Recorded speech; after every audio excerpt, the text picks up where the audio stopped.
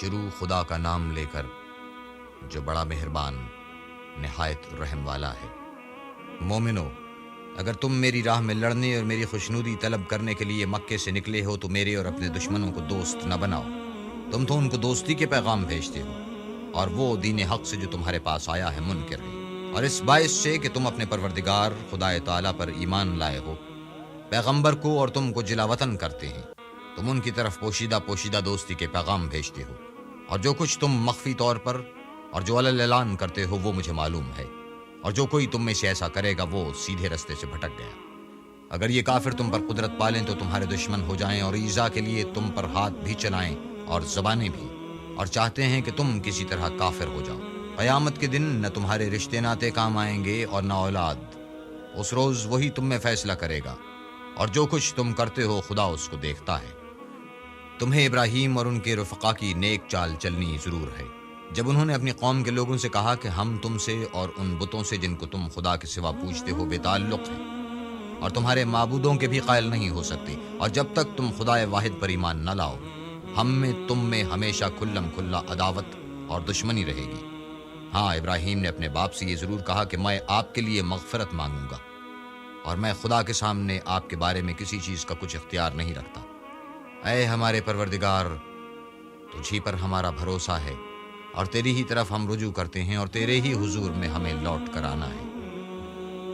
اے ہمارے پروردگار، ہم کو کافروں کے ہاتھ سے عذاب نہ دلانا، اور اے پروردگار ہمارے، ہمیں معاف فرما، بے شک تو غالب حکمت والا ہے۔ تم مسلمانوں کو، یعنی جو کوئی خدا کے سامنے جانے اور روز آخرت کے آنے کی امید رکھتا ہے، اسے ان لوگوں کی نیک چال چلنی ضرور ہے، اور جو روگردانی کرے تو خدا بھی بے پرواہ اور سزاوار حمد و ثنا ہے۔ عجب نہیں کہ خدا تم میں اور ان لوگوں میں جن سے تم دشمنی رکھتے ہو دوستی پیدا کر دے، اور خدا قادر ہے اور خدا بخشنے والا مہربان ہے۔ جن لوگوں نے تم سے دین کے بارے میں جنگ نہیں کی اور نہ تم کو تمہارے گھروں سے نکالا، ان کے ساتھ بھلائی اور انصاف کا سلوک کرنے سے خدا تم کو منع نہیں کرتا۔ خدا تو انصاف کرنے والوں کو دوست رکھتا ہے۔ خدا انہی لوگوں کے ساتھ تم کو دوستی کرنے سے منع کرتا ہے جنہوں نے تم سے دین کے بارے میں لڑائی کی اور تم کو تمہارے گھروں سے نکالا اور تمہارے نکالنے میں اوروں کی مدد کی، تو جو لوگ ایسوں سے دوستی کریں گے وہی ظالم ہیں۔ مومنو، جب تمہارے پاس مومن عورتیں وطن چھوڑ کر آئیں تو ان کی آزمائش کر لو، اور خدا تو ان کے ایمان کو خوب جانتا ہے، سو اگر تم کو معلوم ہو کہ مومن ہیں تو ان کو کفار کے پاس واپس نہ بھیجو، کہ نہ یہ ان کو حلال ہیں اور نہ وہ ان کو جائز، اور جو کچھ انہوں نے ان پر خرچ کیا ہو وہ ان کو دے دو،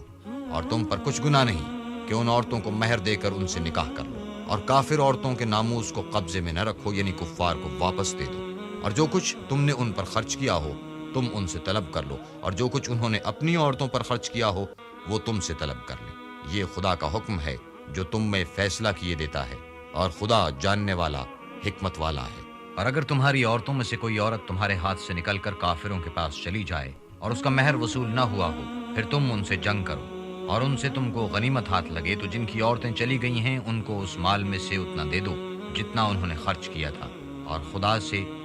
جس پر تم ایمان لائے ہو ڈرو۔ اے پیغمبر، جب تمہارے پاس مومن عورتیں اس بات پر بیعت کرنے کو آئیں کہ خدا کے ساتھ نہ تو شرک کریں گی، نہ چوری کریں گی، نہ بدکاری کریں گی، نہ اپنی اولاد کو قتل کریں گی،